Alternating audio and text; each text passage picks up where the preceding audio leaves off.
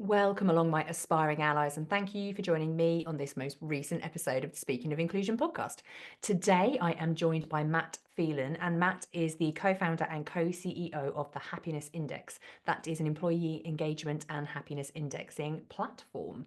Matt and I talked in this episode all about emotions and how emotions are data points that you can use to really think about what is it that your employees are thinking and feeling as part of your business.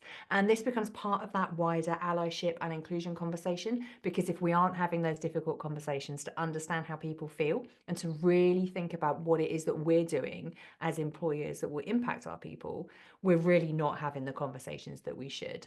Matt and I talked all about emotions and happiness generally, and we also talked about how his platform works and how it can help you think about measuring the way that your people feel.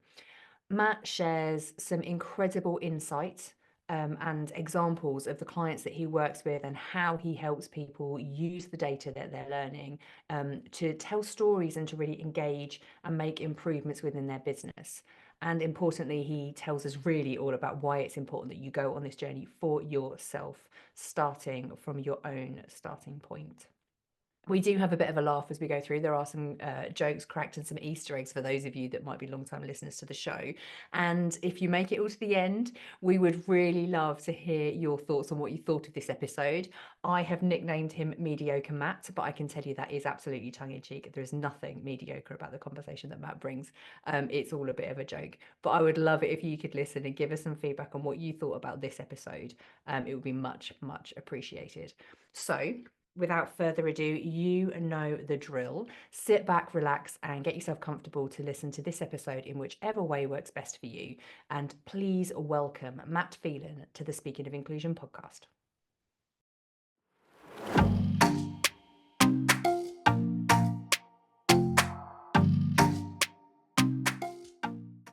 So we're already recording. So at some point, I'm sure we'll start having a conversation that is actually interesting, even though this first bit was probably interesting.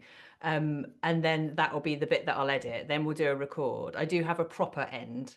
So we'll know when we've ended rather than like an 80s, jazz solo that's just going to kind of trail off into the distance. But yeah, I will wrap it up and then I record the intro afterwards when I've got all the energy of, oh my God, I've just had this amazing conversation. Because That's a good idea. That's a good idea. I never thought of that. I'm all about gaming the system, right? I like it. I like it.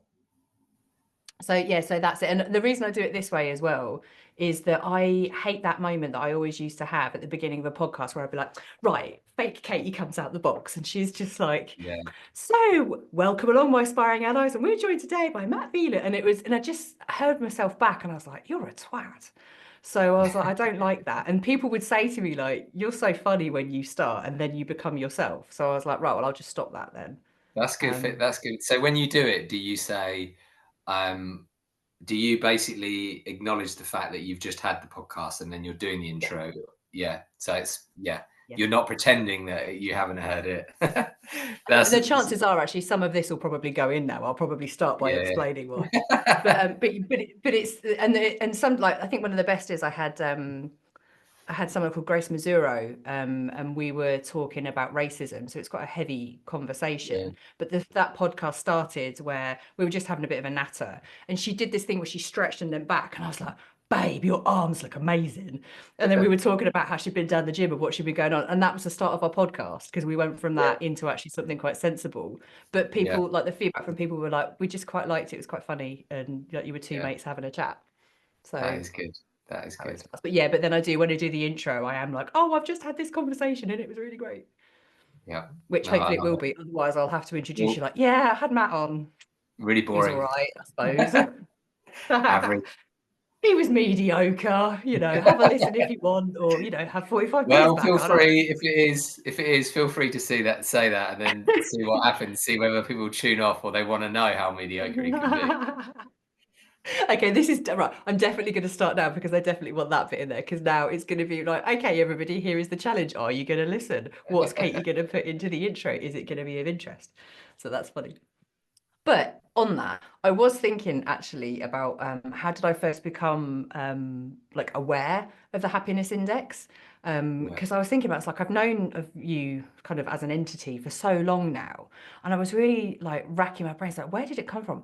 And I think it was through Shireen Daniels Oh, and kind really? of just like LinkedIn interaction. I think that you may have been doing some work with her or Yeah, we conversations did with a lot her. of work with Shreen. But Yeah, I feel like I've known you pre that. I feel like I've known you longer really. than that. Oh, exciting. Well, Yeah. then in that case, I'm stumped. So I don't know where the amazing timeline of Katie and Matt began. Um, Let's do I'm oh, gonna go into our LinkedIn inbox and see if there's like a message from like 2009 or something. There we go. I'll be Let's really do it. impressed if this is it. We're doing live history test now. Yeah, because it was one of those things I was really thinking through. I was like, when did I first learn? But I knew that once I started seeing the content you were putting out and the work that you did, I was like, oh, this is special. And I remember it kind of anchoring and thinking, yeah, I definitely want to like keep both yourself and the happiness index in my orbit because I thought, yeah, what you're doing is good. And off the back of it as well, I've had so many amazing conversations with other people too. Have you found an answer? Yeah, and I prefer mediocre, by the way. I don't want to be referred to as good. Okay, Mediocre so is not. mediocre bat. Yeah, that's good. That could work. You're 100% right. Thank you for the connection. This is you, by the way. It Okay. was great to listen to your conversation with Shireen today. Refreshing and honest. Have a great evening, Katie. Oh, there we go. Thanks, Katie. I was really nervous, but feedback seems to be good. Thanks for tuning in. There we go. That was our first two messages. There we go. Awesome. Yeah. And that for me, I think was really stood out because especially at that time, it's for me, it's really striking to hear people racialized as white having those kinds of conversations. And that's probably one of the reasons I think it stood out for me, like especially and knowing you even more now, the kind of the honesty and vulnerability that you bring to all of your conversations, that you don't, you show up as you all of the time. Like there's no kind of facade. And I think that is something that's really powerful. So yeah, so that I think is probably one of the reasons it stood out for me. Yeah, although last night I played football and I went to sleep when I had wet hair. And before I came on here, I had to go and like my hair was all sticking out. And I thought, I need to go. And I just had to get like the shower head and dampen my hair down because I was worried it was going to be, I worried it was going to be too much for your listeners. But so I just want to counter what you were Put that saying. out there. But I even the wasn't fact that you own 100% that, truly myself today. but you're owning it. You're just telling everybody like, I cared about my hair. The I other love thing it. I've not got authentic enough on yet is I don't wear shorts as much as I authentically want to. Okay. Yeah, Why I is would that? wear shorts 24/7 and like you came to our and spoke at our conference recently. The real me would have done that in shorts. But I still feel Okay. it's the last thing that I feel like I need to do is just be like okay to hang out in shorts in normal meetings, but I feel like the world's not ready for it yet. Okay. And is this a judgment that you're placing on yourself about the aesthetic, or is it like a societal ooh shorts at work thing? I think it's both. I think it's both. I think one, I've got really knobbly knees, and I'm very aware of that. And two, you just don't see many speakers up there in shorts, do you? It's not a common No. thing. But it could be a brand. Yeah, no. I'll leave Okay, that fair to enough. it. We'll leave that one for. Do you know Bertie Tonks, the HR director? I do not know. He's built the hat into his brand. He's like such an incredible person that you learn from. But as soon as like if you go and look at him on LinkedIn, you'll see he's got a hat on. And he said he did it by accident once. He just wore a hat to an event. It's always like a top hat or something. And Yeah, it just you just keep in his mind. He's the hat yeah, guy. yeah. Very clever marketing. And actually, that I managed to get some real mileage out of a LinkedIn post about my trousers a while back, of which the trousers from your event got featured as well. Because apparently, I've become known as having just really jazzy trousers for my speaking thing. So yeah, it's funny, isn't it? Is The it things that people wear. it's interesting you say that because when you said in your talk, you said, I've had a glow up. Do you remember saying that at Yeah, I do. Yeah. the beginning? Because what's fascinating is your previous photo that you have on LinkedIn it's not, it doesn't reflect the person that you meet. And it I would say it was more of an energy thing than a visual thing, which is like, I don't think your previous photo that you've had for don't know how long, it doesn't reflect the person that you meet, is what I would say. And when you said that, I thought, yeah, that's really interesting, because I see you, I'd known you as a photo and a messages, and then when I meet you, it's a different experience. It's like Yeah.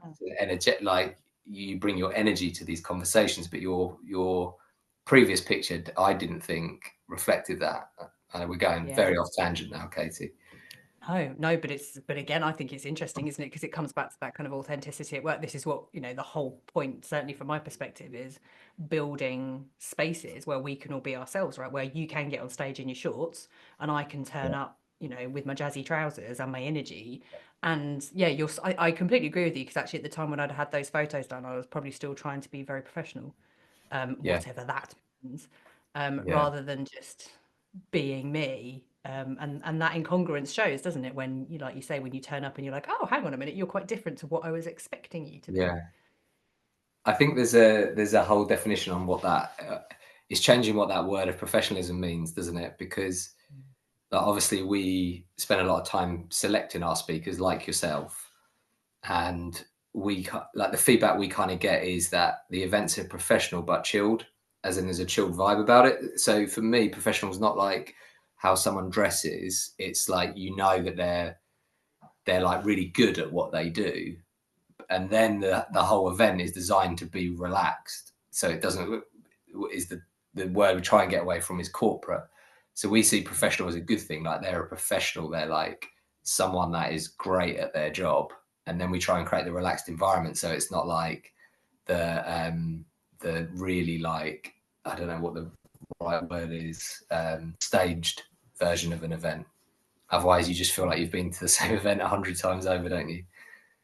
Yeah, exactly. And actually, yeah, to champion your events, I mean, it is coming along. It was so much fun and enjoyable as a speaker to sit there and watch the other speakers. Like it was good vibes, like right from the off. And even especially when you turn up and you're asked to write on your name badge, obviously your name, your pronouns, and one thing that makes you happy. And I was like, yeah, I can get on board with this, because immediately my brain started being happy, because I was like, well, I'm going to think about goats in trees on the internet, of course. That's Yeah. where I'm going. And it was It such was a cute little twist. I embarrassed myself so badly, because the majority of the people in that audience were our customers, who I know really well. And I didn't know that that is what had been asked to happen, because I'm just not a very good details person. And someone had written on their thing, sunshine and coffee, or coffee and sunshine. And I was like, oh, what an amazing brand. Or like, is that your company? Did you found that? And she was like, no, I work for like this like law firm, or professional services firm. But it was just like, it was so embarrassing, because I thought that is what I was like, this is the best name of a company, isn't it? Sunshine and Coffee. You were I was in, like, weren't you? yeah, I was buying whatever she was selling, but it turned out I was just totally wrong. No, but wrong in a good way, because again, what a great conversation starter as well. Yeah, it was Like, good fun. it gives It you was an good insight fun. into someone. And let's hope they go and, found a company called Coffee and Sunshine. Quite Yeah, frankly, it could be definitely. their I'll check dream in. that I'll check. will I'll now come check true. in, and we can put it in the show notes whether that person did or not. Yeah, definitely. Good. So, talking about the happiness index, though, so obviously you're mentioning there about your conference. I think, given that I've now waxed lyrical about how much I love happiness index, but we've not really talked about actually what it is that you do, or how you arrived at doing what you do. So Yeah. why don't you give us a bit of a rundown? Okay, so it's evolved a lot over the years. We're 10 years old now, um, and it really started by an accident, which was, we went to see one of our customers, and they weren't very happy. At this point, I was running my first business, which was a marketing services business, and they said to us, it's Caroline O'Keefe, she said, you need to get a better handle on whether your customers are happy or not. And at the time, we were using there didn't used to be many like famous entrepreneurs to look around that, did there? Like the only one ever seemed to be quoted was Richard Branson, and Richard Branson get quoted for everything. Now there's like thousands of entrepreneurs with podcasts. It's really easy to find your niche. But Richard Branson used to have this saying, which is, your customers don't come first. Your people come first. You look after your people. And if you look after your people, your customers will become happy. And then ultimately you'll make more money. And we basically decided at that point we needed a way of tracking how happy our people were and how happy our customers were. And that was all it was at the time. We didn't even know I didn't even know what employee engagement was. I hadn't heard of the phrase until we started tracking it, and people said, "Oh, is this a kind of an engagement metric?" And we were not really sure. So I hunted down the guy that actually invented employee engagement, the guy who coined it. That's how my brain works. I think, well, if everyone's using this term, where does it come from? Is it 1,000 years old? Is it 10 years old? Is it 5 years old? And Bill Kahn coined it in 1990. And I spoke to him, and he's the guy that invented the thing that doesn't like the thing that it became. So for him, employee engagement that he coined, always was supposed to be about understanding the sentiment and emotions and feelings of employees. But he believes that what has happened is it's sort of got like mushed up between universities, corporates, and big consultancy firms, and became this like weird metric to police people. So in that conversation, we sort of realized, you know what, there's an opportunity to take the existing market, employee engagement, but try and deliver on that sort of original thing of understanding how your people really feel. And that created loads of challenges. Like, one, how do you build the technology? But the biggest challenge of all is trying to coach your customers and the people that you work with that high scores don't mean good and low scores don't mean bad. As in, for those that if you'd had listened to Katie and I off air, we both had flu over Christmas. So it's pretty normal that we wouldn't have been feeling too positive about the future whilst we were dealing with flu. So, but that doesn't mean that's bad. That just means that's what our body's doing. It's putting us into that state to use all our energy to rest, recuperate, and get ourselves better. So that was our biggest sort of challenge. So we're a modern version of an employee engagement platform, we would say, but we feel that we go deeper into the emotions, and that throws up stuff some companies are not comfortable with, which is a sales challenge, because some people are happy using a metric that goes in the directions they want, and they can put it in some boxes and say, tick, we've done employee engagement, the score's fine. But then you go and speak to 10 people in the organization and they're suffering from burnout, or there's a discrimination issue, people are not feeling equal, all the things that will come out in a typical survey. And it sort of gets, and that's how we originally got to know each other, Katie, through the work we did with Shireen Daniels, because we were looking at that time into the relationship between happiness and things like discrimination and racism and things like that. And although it seems obvious that if you were discriminated against at work, you would be unhappier, it hadn't been looked into before. So that's why we're actually looking into it, to bring the data and the research into the room, so it stops becoming opinion, and you can go, yeah, have a look at this data set and make your own mind up. Yeah, and I love that. I love that everything that you do is driven by data. So it's always, the concepts are great, the understanding is great, but how do we underpin it with data and how do we measure it? Yeah, and I think that's where we sort of started our conversations around emotions as data points, because everything is based on data, but like we always remind everyone, for example, a story is data. So one employee coming to you and telling you one story is a piece of data. And what you want to do is understand the trends and the things that are going on. So if 1,000 people come to you and tell you the same story through your survey, then that's where you can get weight behind it and say, this is a major problem. Like, I remember working on a client in the last couple of years where they couldn't retain female employees between the age of 25 and 40. And the HR team knew what was going on. They didn't have flexible working in place that supported working mums. So HR knew, because people were telling them it, but they needed the data to get everyone in the business on board, even though they already knew.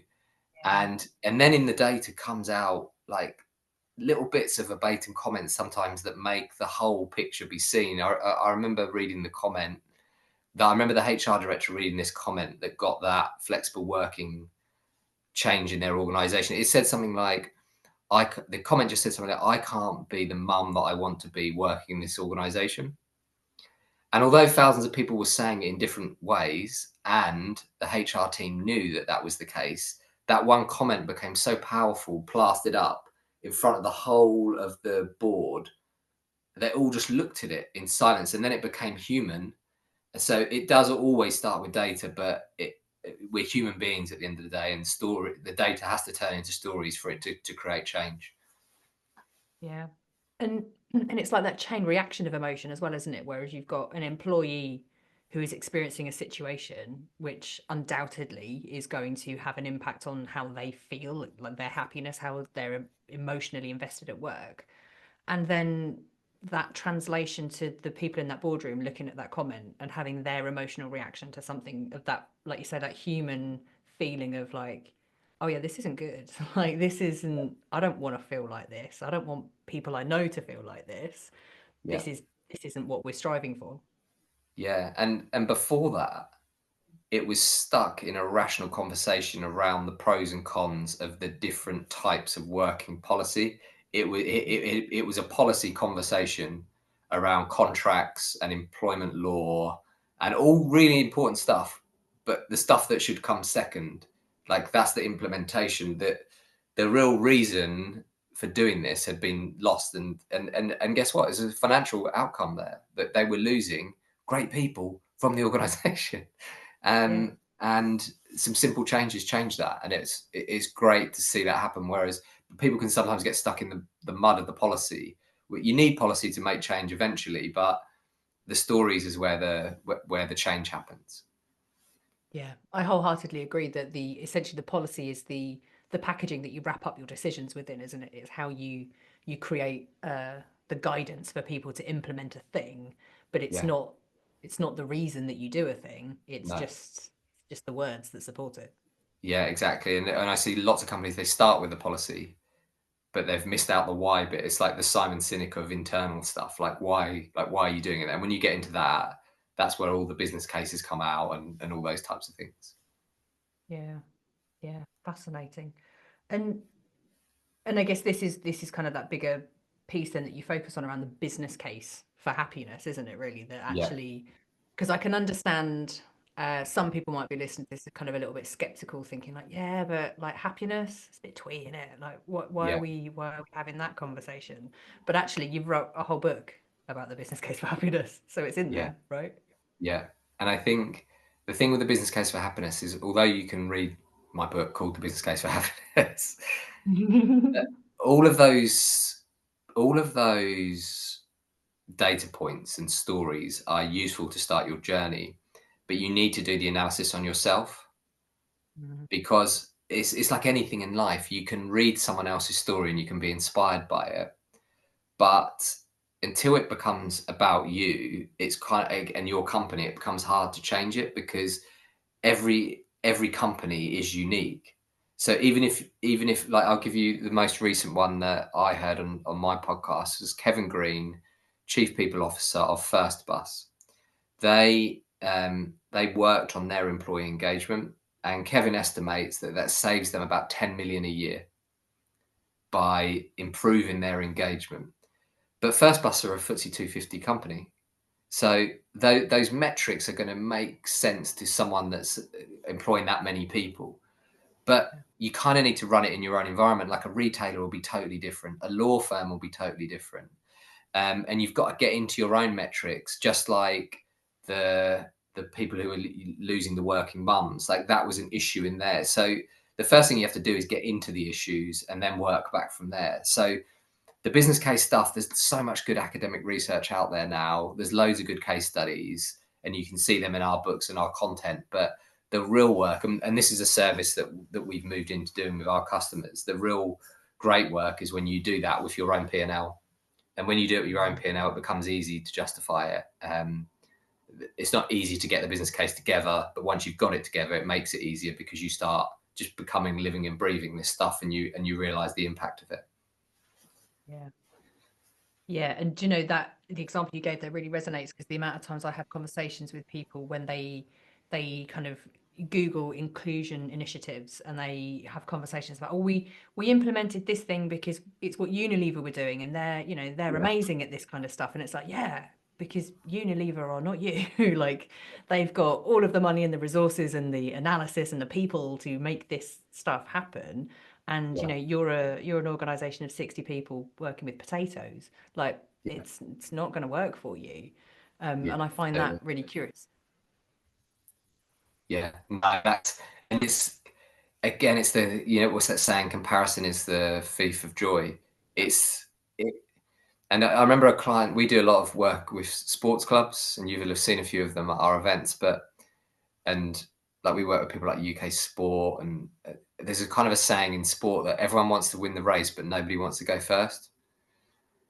And that's what it's like in certain industries. You like, everyone's like, oh, I kind of want to do that, but they want to see 2 or 3 people do it themselves first. But somebody has to be the people that go and do it, which is why I think it's better to spend some time on yourself, on your own case, be inspired by other people, but understand that your business is so unique. It's gonna play out differently.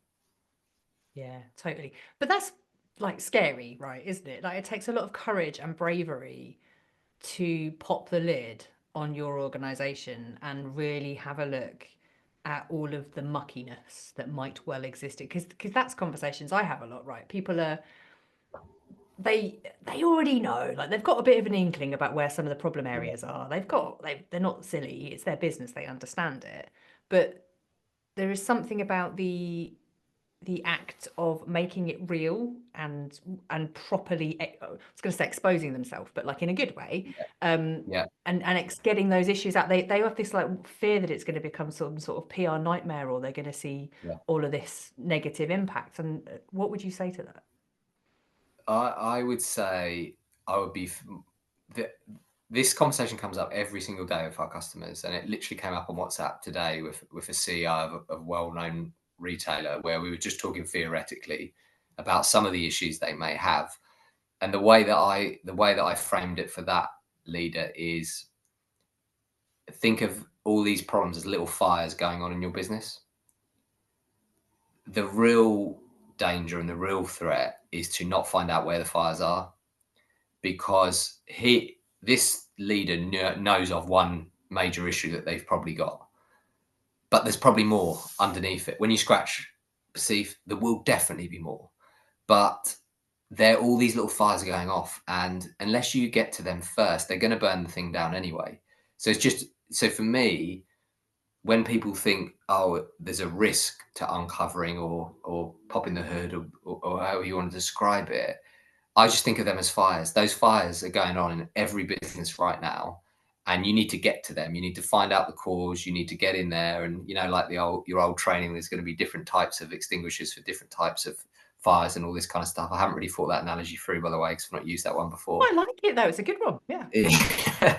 But you've got to know, otherwise it is going to burn the organisation down. In even that PR example where you think, well, what happens if we, for example, find out about a systematic racism issue? Yeah, that is going to be difficult. But if you don't do it, it's going to be even worse. Yeah. So I would look at it that way. I would just flip the script and just think, right, the risk is not finding out.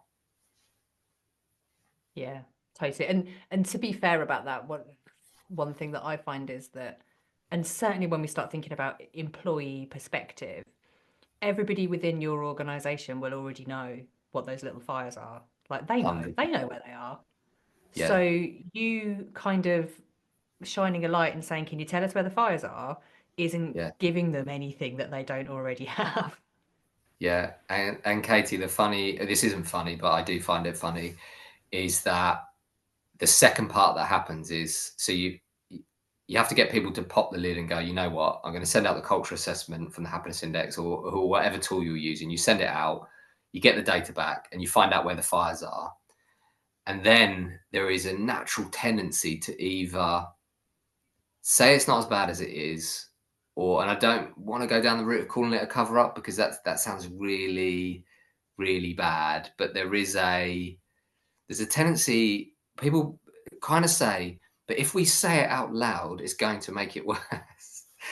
And that's kind of where we have to come in as like a partner and say, yeah, but like, as you just said, Kate, they already know. They know that everyone here knows. You're probably the last person to find out. Because the higher you are up in an organization, the more no matter how chilled out you think you are, no matter how many of your people you tell that you have an open door policy, there is still an invisible hierarchical structure in your organization, even at the most flat structures, that exists because whether you like it or not, you pay someone's wage. And when you pay someone's wage, that power structure can be anything from their ability to pay their mortgage, pay their rent.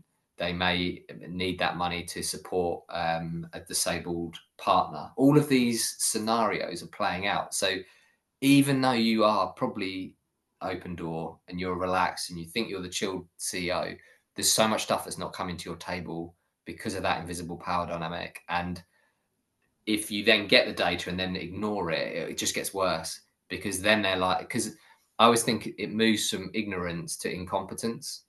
So if you're ignorant of it, people can kind of understand that because, oh, well, I didn't know, which is partly why people don't want to delve deeper, because it's better, they think in their head it's better to be ignorant. Plausible deniability. Exactly that, just like in Independence Day when they find out about all the aliens.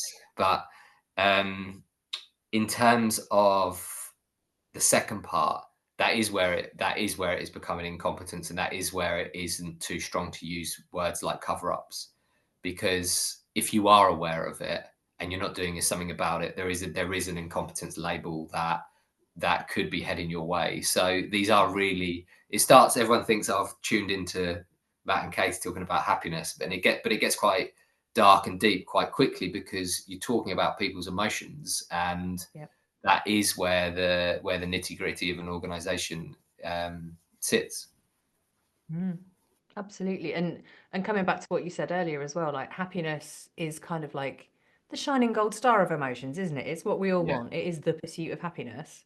That's another Will Smith film, I think, isn't it, as well? yeah, But it is. but we've got another theme going. But actually, all emotions are not a fixed state of being, are they? Like we were saying earlier, No, everything fluctuates. It's only ever about whatever that point is in time. So yes, we'd be delighted if everybody could be skipping with rainbows and sunshine. Yeah, yeah, it's not life, right?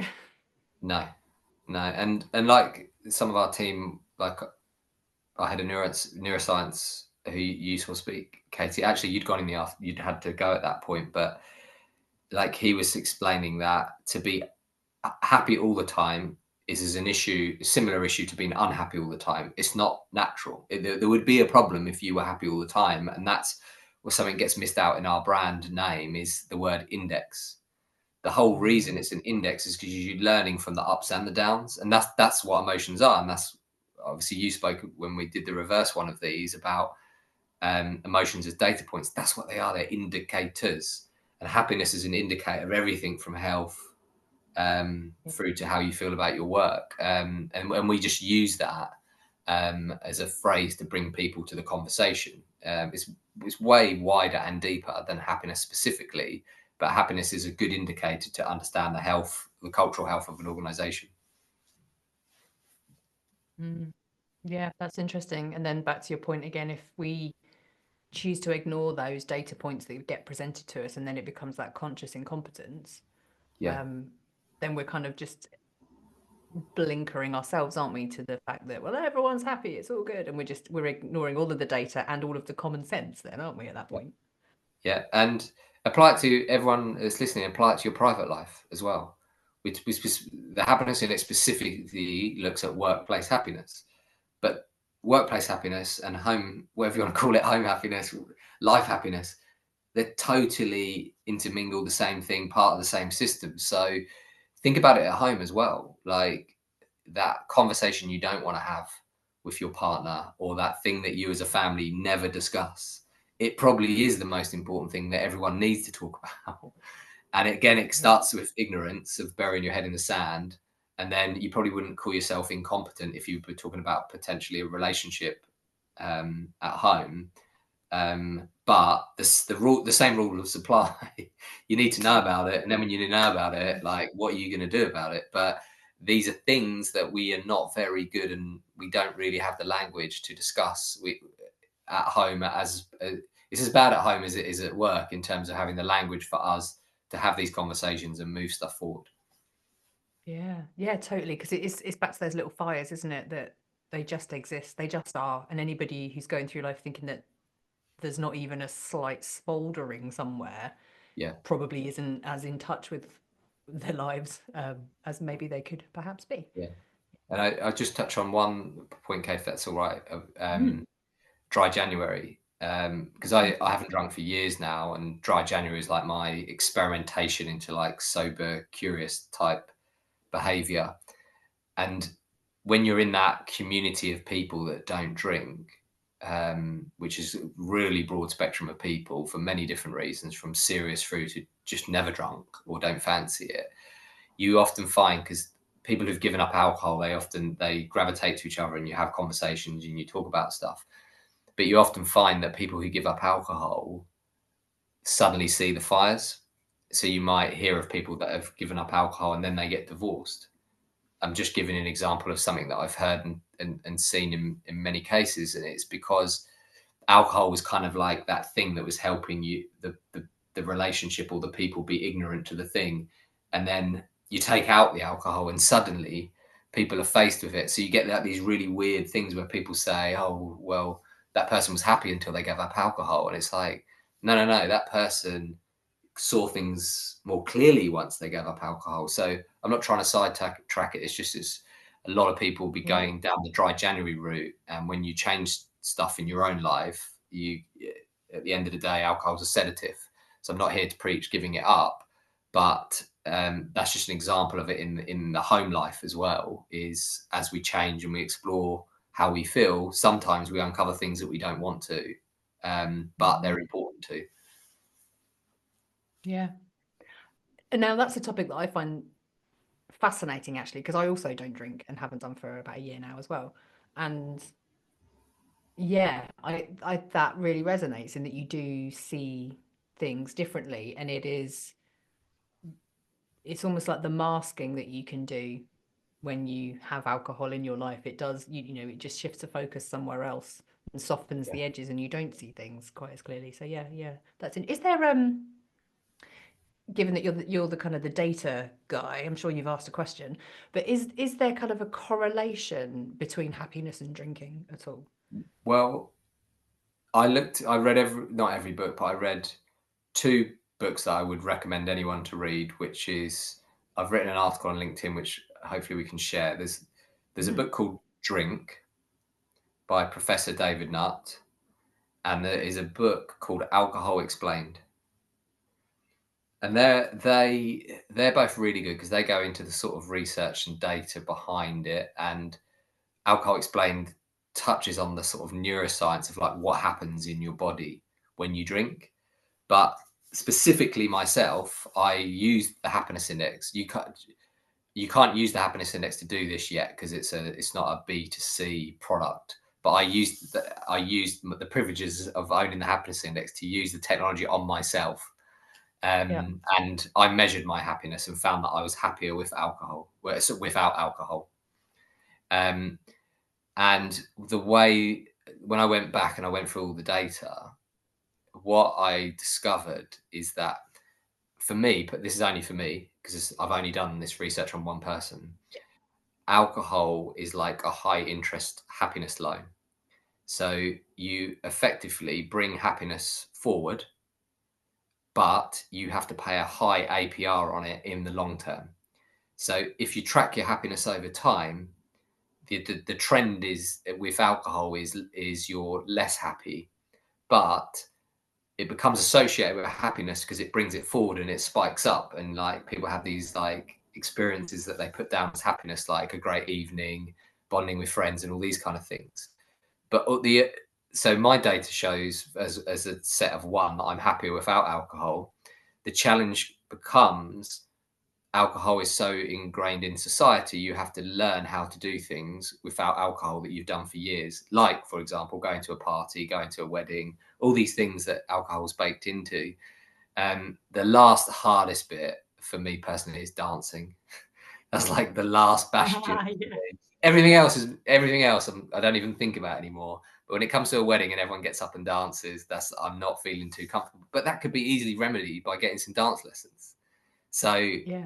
I mean, that's a much more effective way of fixing that than suddenly taking up drinking again. So I don't think there's a Or just huge showing that everyone else is drunk anyway, so nobody's going to yeah. notice. Yeah, and what you find, and this is going to sound really horrible, what you find is people that drink are actually really boring, and they tell you the same story over and over again, and they spit in your face quite a lot without realizing. But most That's so the true. fact is, most of my family and my friends that I love dearly drink, so I'm not anti people doing it. It just doesn't work for me. Yeah, and actually, then on an additional serious note, when I think about alcohol in the inclusion space, actually our culture very heavily favors alcohol. So, like you say, to give up alcohol, firstly, can be quite challenging because it is baked into most of the things that we do when it comes to being social, and a lot of Yeah, organisations miss that, don't they? As well, yeah, that when they're putting on an event, casual social events may well be held at a pub. yeah. That's not necessarily easily accessible for many people who are choosing for whatever reason to not participate with alcohol. Yeah, we had a guy in my first company, which because it's in the sort of like world of media and marketing, alcohol was everywhere, and we were part of that. We were part of that world, and we definitely facilitated it. But I remember one of my team who explained to me he didn't come to certain events like leaving drinks. Leaving drinks was a normal thing. Someone leaves, they have leaving drinks. And I just remember him explaining to me that he never goes to them because, for religious purposes, doesn't like to be around alcohol, or can't, or I can't remember the exact language, but it just made me. It really made me think. And again, going back to our event, that is relevant is that's why our events are generally speaking between 10 and 4 o'clock for inclusion reasons. We can't get them as closed in as we want, but for example, it allowed myself to drop the kids off at school before the event. I wouldn't, although I was there till 4 o'clock, I wouldn't have been able to do the pickup, but we try and do that. And even our, at the happiness index, our, what we call our winter festival is always in those hours and doesn't include alcohol. And it's normally something that we do, an event that we do together, like we normally make food, or we do something together that isn't based around alcohol, because the Christmas party, the traditional Christmas party with alcohol, which I've led some of the most like crazy Christmas parties of drinking. So I'm not saying that I'm perfect in this, but I've learned and changed. Like we one year we hired out like the Natural History Museum in my previous company, like a hall of it, and like had a massive party that was soaked in alcohol. But that was like 10, 15 years ago. But as I've learned over time, so many people don't want to go to the Christmas party. Lots of people feel they need to be there because they feel like there's just like a place that you need to be seen and all that kind of stuff. And then the more you unpick, you realize there's so many opportunities to do things differently, and people appreciate it if you do. Yeah. Yeah, absolutely. And then that, coming back to your platform, you can measure the impact of those things by doing something differently and then measuring how people feel about that, and getting that feedback, getting that data, Exactly. both in terms of who's attending and also how do they feel when they do attend. Exactly. And that's and interestingly, that is work we did with Unilever. We actually were looking at Yeah. their, we were actually looking at their internal events and the impact it had on people. Because you think you could say you've got a team of 2,000-3,000 people, you can sometimes be putting an event on for all your people that does the opposite to what your intention is. Your intention might be to get people engaged, but you may do the opposite. You may use the wrong language. You may say the wrong things. You may do it at the wrong time. Like I was. This is like not even a really serious one, but I remember being invited to speak at an event on happiness on Valentine's Day that was that was cross time zone. So I was thinking, some people believe in Valentine's Day, some people don't. But most people that do believe in Valentine's Day at 7 p.m. on that time zone, they don't want to be coming to an internal event with me. They want to be out doing whatever they want to be doing with the person that they want to be with. And it's just like little things like that make a massive difference, because they make employees realize that they're a human being and not just a resource. Yeah. And that actually that's the critical thing, isn't it? Like we are all human people. And yes, to an organization, we are also a resource, but we are people first. Yeah. Yeah. Yeah. Exactly. And I Oh, think you can get that balance. You can get that balance right. You can't get all the decisions right, but you can definitely get a balance that works. But it will move and shape as the economy changes, and there are times when companies have to make tough decisions that may, for example, I'm sure I've seen a lot of it in the press over the last 12 months, mean that tough decisions that need to be made, but you can still do those decisions and those changes in a more humane way. yeah. Yeah, absolutely. And the only way that you can do that is by understanding your people, Yeah. understanding who works for you and what's important to them and what's important to you. Because again, business leaders, they're people too, right? Yeah, exactly. And again, you will get it wrong. But people want an explanation on why you might be making changes or doing things. They don't necessarily have to agree with you. They may not like you for it, but they do owe an explanation that is well thought out and explained to them. Mm. Yeah, absolutely. Oh, well, this has been super interesting. Thank you so much for coming along and having this conversation with me. I really appreciate it. And I'm curious to ask, Matt, is there anything that you wanted to say when you came along that you haven't had an opportunity to say? The only thing that I would say, having going back to the work with Shireen and the work that you do, Mm. Katie, is that there isn't, and I've learned some of this from you, some of it from Shireen, and stuff that I've picked up because I'm not an expert in this area. We just intersect with it on the data. Is there is never a perfect time or place to start. There is only now. And if there is a will to do it, start moving it forward bit by bit. Speak to Katie, or sign up for one of Katie's webinars, or whatever. Like, there will never be the perfect time, is what I'm trying to say, because feeling the thing about belonging, which is when you look at our data, the piece we did with, we actually looked into diversity, inclusion, and belonging and tried to rank them in terms of what would have the highest impact on specifically happiness. So if you took all three of those, belonging has the highest impact on happiness, right? Which kind of makes sense, doesn't it? Because if you don't feel like you're going to be belong, doesn't matter all the other things are in place or not. And the thing that and the feeling that I would that I would try and invoke to people that are listening is, think of a time where you've been at a party, or you've been at school, or you've not been picked for the team. Just think about how it feels, and just deeply use that emotion to then, because you can't, like, going back to the Shreen Daniel things, I'm never going to understand what it's like to be a black person in a predominantly white organization, right? I can't understand that. But you can try and understand what it feels like to be excluded in different ways.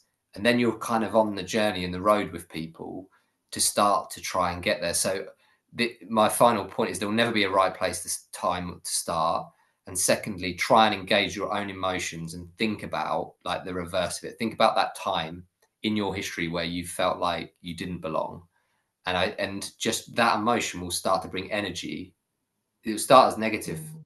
energy, but if you really think about it and you care deeply about it, you'll suddenly start bringing energy to the subject, going back to the point before, which is, it doesn't become policy. Then it becomes, you can actually feel it, because unless you can start to feel it, it's going to be hard to put energy behind it. So my 2 points are it's never the right time to start, so just start, but then try and feel some of the emotions to drive energy behind it. Otherwise it will become a policy thing, and you'll have one chat with Katie and it will never go anywhere. You need to engage with the energy behind it.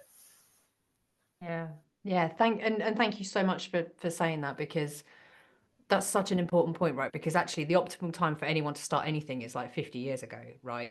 When Yeah, should I have already started investing in my health and going to the gym? Well, probably 20 years ago. Like yeah, any time before this moment right now, it's lost, isn't it? So yeah, the yeah, perfect time to start is now. And I love your starting point of start inside.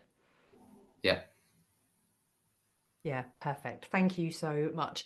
So, Matt, if people want to learn more about the Happiness Index or about you, because obviously you have a podcast, you are a speaker yourself, you are doing an awful lot of good work.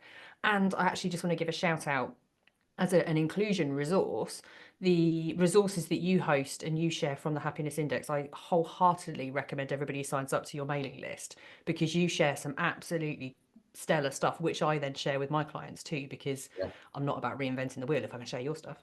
yeah. So I think absolutely people need to be signing up and getting on with that. How can people come and find you and connect with you and learn more about you? Yeah, so thanks, Kate. The main starting point is the happinessindex.com. And most people start by going on, they get a demo of the platform, and then they send out their first survey. That's really the starting point. Then I would say that's the majority of people that are wanting to understand and take the first part of the journey. But then there are people like myself and you that get really obsessed with the subjects and they want to go deeper and deeper into it. And that's where you can, like, Freedom to Be Happy, The Business Case for Happiness is the first book. The second book's called The Happiness Index. The podcast is also called The Happiness Index. We just changed it because there There's was a too many theme. names. We just simplified it. But I would say that it becomes a really good positive rabbit hole. Like, you can get really deep into this, and then you find areas of it that you're really interested in. And I know so many people that have listened to one podcast or read one book, and then they're like, because some people say, how do you get into the industry? Is it an industry thing? And I just say, start reading up on it. Like, Oxford University, Cambridge University, LSE are going deep into this now. It's a growing area. People want to understand what makes people tick. So thehappinessindex.com, get a demo there, or consider, or there's so much, like, the podcast is free. If you're out of work at the moment, message me and I will send you a copy of my book for free, because it's also a tough work environment out there at the moment. And there is a commercial model behind the books and stuff. So I know they can be quite pricey sometimes, but the publishers send me some extra ones. So I've got a few behind me here, actually, in this bookshelf that I can send you. So if you're out of work at the moment, do just send me an address and I'll get one sent out to you. Awesome. That is so cool. And so people can either, you can drop it into the notes, because we put feedback comments on this podcast, and I will make sure I pass your details directly on to Matt. If not, if Yeah. people do want to message you, I'm guessing they can connect with you via your website. There's a contact form there. Yeah, if you want to put me as a speaker, go to mattphelan.co.uk, which is people seem to be even more fascinated by the data. So I'll come to an event and talk about the data and the research and stuff like that, or just add me on LinkedIn. Yeah. I am on things like Twitter, but I'm like, every time I log into Twitter, it's like, it gets worse and worse. I can't even look. Um, Yeah. so I would say LinkedIn. Add me on LinkedIn and send me a message. Yeah. Awesome. So Matt Phelan on LinkedIn. Yeah. Awesome. Well, thank you so much. It's been a pleasure to have you along today, Matt. Thank you for joining us and helping us understand more about, I guess, emotions and happiness on our Speaking of Inclusion podcast. And I'd love people that listen to message us both and say whether it was medical. I can't even say the word. Mediocre. Medical, Yes. above medical. Yes. How do you say the word? I can't say the word. Say the word. Mediocre. Mediocre, Matt. Mediocre. Is it above mediocre, or below mediocre? I would like to for that survey to be messaged to me and Katie and let me Oh, know. mediocre plus Matt Phelan. We've got some Yeah, MPs, haven't we? yeah, yeah. That's what we'll strive for. Okay, yeah. So that is definitely something we want feedback on now, please. Was Matt an above mediocre guest? I don't even know if above mediocre is it's like a double negative or something, isn't it? Above Yeah, mediocre. It that's doesn't even true. make sense. What's the parameter for mediocre? Beige. Okay, go with, like, did you learn stuff at the top, or was it pants at the bottom and mediocre in the middle? That's our scale, okay? Right. Okay. Pants, mediocre, learned. Yeah. Got it. Let us know which one One of of those those. three words. Message Yeah, us. yeah, yeah. Matt, thank you so much.